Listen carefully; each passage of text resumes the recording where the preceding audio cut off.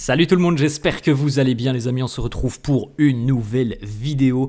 On va démarrer avec cette information les amis, c'est jour de match aujourd'hui pour le Real. Et quel match! Le match que quasiment tout le monde attendait depuis presque le début de la compétition. Le Real Madrid va affronter le Paris Saint-Germain ce soir à 21h du côté de New York dans le cadre de la deuxième demi-finale de cette Coupe du Monde des clubs. La première a eu lieu hier. Chelsea est qualifié pour la finale. Les Blues de Chelsea ont éliminé Fluminense. Donc potentiellement, si le Real s'impose ce soir, on aura une finale entre le Real et Chelsea. Mais avant de penser à Chelsea, il va falloir éliminer le Paris Saint-Germain, champion d'Europe. Donc c'est une affiche exceptionnelle ce soir. Les deux derniers champions d'Europe vont s'affronter 21h. On regarde les amis les unes des quotidiens madrilènes. Le quotidien AS qui titre Ajuste de cuentas. Les comptes sont bons. On l'attendait ce match depuis quasiment le début de la compétition. Le parcours a été plutôt intéressant du côté du Real. On a vu une progression tout au long de la compétition côté madrilène. Voilà, du côté du Paris Saint-Germain, on a vu une confirmation de ce qu'a fait le PSG depuis le début de l'année civile 2025, c'est-à-dire un Paris Saint-Germain très dominateur qui étouffe ses adversaires, qui surdomine en général ses adversaires. Donc c'est un test immense pour le Real ce soir face au PSG de Luis Enrique. Rencontre évidemment, on l'a souligné aussi depuis quelques jours, rencontre particulière pour Kylian Mbappé qui va affronter ses anciens coéquipiers. On enchaîne avec la une de Marca qui titre Duelo des Reyes, un duel de rois. Ousmane Dembélé, peut-être futur Ballon d'Or face à Kylian Mbappé, soulier d'or. Voilà, c'est une affiche dans ce match entre deux joueurs. Reste à savoir les amis, comme on l'a déjà évoqué, si Kylian sera titularisé ce soir. C'est quand même franchement un match qui pour le coup est très alléchant. Depuis le début de la compétition, j'ai pas caché les amis moi que j'étais pas forcément très emballé justement par cette Coupe du Monde des clubs. Il est vrai que cette affiche, cette demi-finale est sur le papier très emballante. On peut le souligner aussi, mais le Paris Saint-Germain reste favori de cette rencontre. Le PSG qui est franchement la meilleure équipe d'Europe, tout simplement depuis près de 7 mois maintenant, depuis le mois de janvier. Et le Real qui est en train de construire un nouveau cycle avec Xabi Alonso. Petite information les amis, alors normalement vous le savez, jour de match, on regarde pas mal de déclarations de Xabi Alonso parce qu'il y a eu la conférence de presse d'avant-match. Ça n'est pas le cas aujourd'hui. Malheureusement, du côté du Real, on a été embêté lors du vol entre Miami et New York. Il y a eu une tempête et donc du côté de l'avion madrilène, on a survolé New York pendant 2 heures avant d'avoir enfin l'autorisation de pouvoir atterrir du côté de New York. Donc évidemment 2 heures de retard, ça a chamboulé tous les plans et la FIFA est même intervenue pour que l'avion puisse enfin être autorisé à atterrir. Et donc évidemment la conférence de presse de Xabi Alonso et des joueurs qui devaient l'accompagner a été annulée donc en cause de cette arrivée tardive pour cause de problèmes tout simplement climatiques. Ensuite, on a 2-3 petites déclats tout de même qui datent de cette journée d'hier. Aurélien Tchouaméni qui nous dit « Nous sommes très heureux d'être en demi-finale, mais on en veut plus. Nous voulons gagner ce match contre le Paris Saint-Germain. Nous voulons tout donner, nous battre pour la victoire et pour s'offrir cette possibilité de jouer une finale ce week-end. » Kylian Mbappé, une petite information sur Kylian Mbappé, c'est le quotidien L'équipe qui nous annonce que Mbappé a perdu 6 kilos pour cause de maladie, vous le savez, en début de compétition, lorsque Kylian a raté notamment les 3 premiers matchs. 6 kilos de perdu pour Mbappé à cause de cette infection, gastro-entérite aiguë. Cette gastro-entérite, les amis, elle est due à une intoxication alimentaire. Il y avait une bactérie tout simplement, il a mangé du poulet, c'est l'équipe qui nous l'annonce. Il a eu donc une infection. C'était même avant que l'équipe ne prenne la direction des États-Unis, donc c'était en Europe, certainement du côté de Madrid.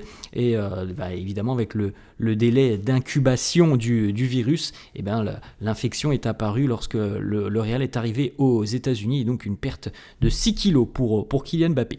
On peut jeter un petit coup d'œil, les amis, comme on l'a dit, on n'a pas de déclaration d'avant-match, donc au final, on peut regarder directement la compo d'équipe probable du Real Madrid, avec Courtois dans les buts, Tchouaméni, Rudiger, Asensio en charnière. On rappelle, les amis, que Dean Huijsen est suspendu. Fran Garcia à gauche, Trent Alexander-Arnold évidemment à droite, Jude Bellingham, Arda Güler, Fede Valverde et encore une fois en attaque Vinicius, Gonzalo, Mbappé.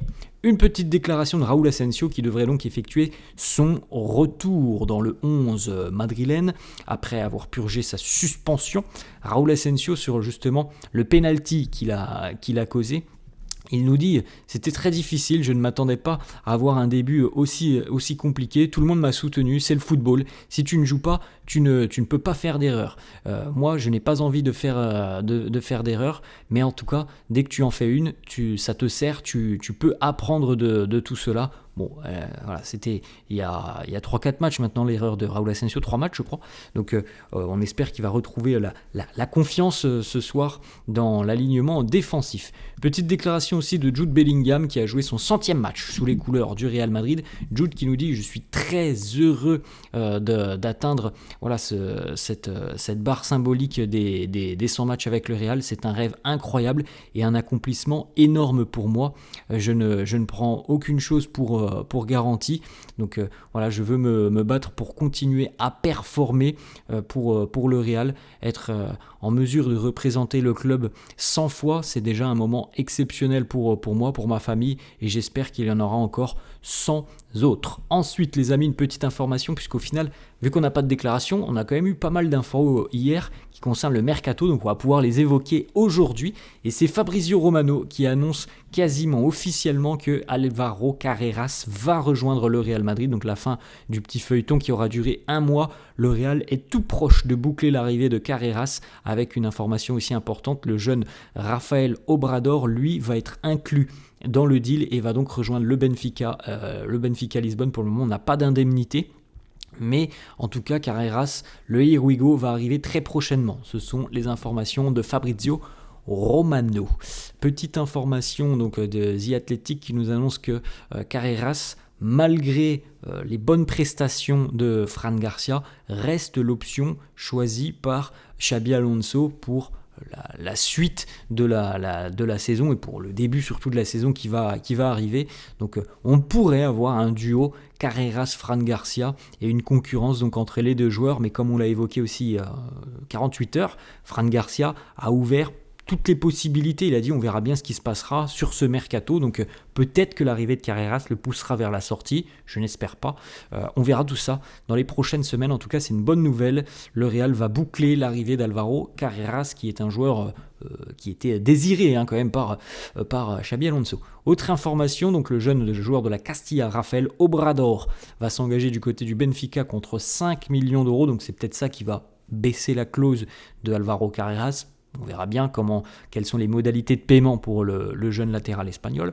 En tout cas, Obrador rejoint le Benfica. Le Real va inclure une clause de rachat pour Rafael Obrador, comme le Real le fait déjà depuis quelques années sur des joueurs prometteurs qui n'auront pas forcément de temps de jeu du côté du Real. Ils sont vendus ou prêtés et le Real conserve des droits pour, pourquoi pas, rapatrier le joueur. Ensuite, une autre information qui concerne cette fois-ci Endrick, Mario Cortegana, Marca et The Athletic annoncent que les personnes qui sont proches d'Endrick, son entourage, insistent sur le fait qu'il ne quittera pas le Real cet été.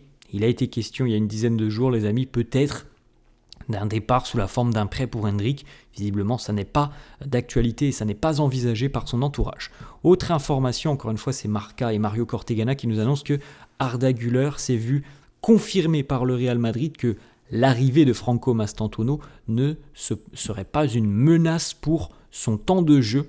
Lorsque le club a signé Franco Mastantuono, Arda savait déjà qu'il aurait un rôle important au milieu de terrain cette saison. Donc si on s'en réfère à cette information, les amis, on devrait avoir, d'ici 1 mois et demi, 2 mois, lorsque Franco sera officiellement un joueur du Real Madrid, on devrait avoir deux des 4 milieux de terrain qui seront donc Arda et Mastantuono, parce qu'on comprend bien que Xabi Alonso veut les utiliser. Donc après, il reste 2 places. Je pense qu'il y en a une qui est attitrée à Fede Valverde, la 4e, certainement à Bellingham. Certainement, les amis, ça c'est moi, mon imagination. Donc après, vous faites votre petit calcul, vous ajoutez 2 joueurs en attaque et vous comprenez tout de suite qui va terminer sur le banc de touche, notamment par exemple vraisemblablement Rodrigo.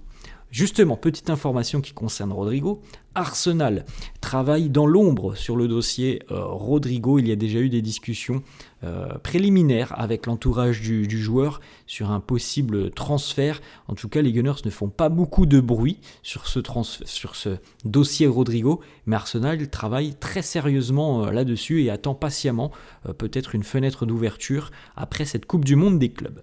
Autre information, le jeune Jacobo Ramon devrait potentiellement être transféré après la Coupe du Monde des clubs. Le club de Côme en Italie, avec lequel le Real entretient une excellente relation, notamment par le biais de Nico Paz l'année dernière, le club de Côme est très intéressé par Jacobo Ramon. Autre information, Marca, et là aussi c'est une grosse information dont on a parlé hier. Liverpool préférerait vendre Ibrahima Konaté cet été que de risquer de le perdre gratuitement à l'été 2026. Ça pourrait évidemment accélérer un deal qui pourrait peut-être même l'emmener du côté de Madrid dès cet été. Personnellement, les amis, je n'y crois pas beaucoup. Je ne pense pas que le Real va payer une indemnité pour cet été, mais c'est ce que nous annonce Marca. Après, on peut comprendre la position de Liverpool qui ne veut pas le perdre gratuitement et donc qui favoriserait plutôt un départ cet été. Autre information, Ibrahima Konaté justement a déjà rejeté 2 offres de prolongation de contrat de la part des Reds. Le club anglais est d'ailleurs de plus en plus inquiet quant à la possibilité que Konaté fasse ce qu'a fait Trent Alexander-Arnold, tout simplement aller au bout de son contrat pour s'engager au Real Madrid. Une petite déclat de Tony Kroos, les amis, qui nous dit « Il est vrai que le Real manque d'un profil similaire au mien. Ils sont à la recherche d'un profil qui peut me ressembler.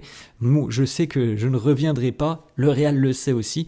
Le problème, c'est qu'il n'y a pas beaucoup de joueurs disponibles sur le marché qui ont des profils qui me ressemblent. Et donc, c'est évidemment pas facile d'aller dénicher ce genre de joueurs. » Dernière petite information, on va terminer là-dessus. On lui souhaite évidemment plein de bonnes choses dans cette nouvelle aventure. Davide Ancelotti s'engage officiellement. Ça sera sa première expérience en tant qu'entraîneur principal. Davide devient entraîneur de Botafogo au Brésil. Champion du Brésil, Botafogo. Donc on suivra évidemment les performances de Davide en tant qu'entraîneur numéro 1. Voilà les amis, à la fin de cette vidéo. J'espère que ça vous a plu. N'hésitez pas comme d'hab à lâcher un petit pouce bleu. N'hésitez pas non plus à vous abonner à la chaîne. Je vous souhaite une très bonne journée. Je vous dis à la prochaine. Ciao.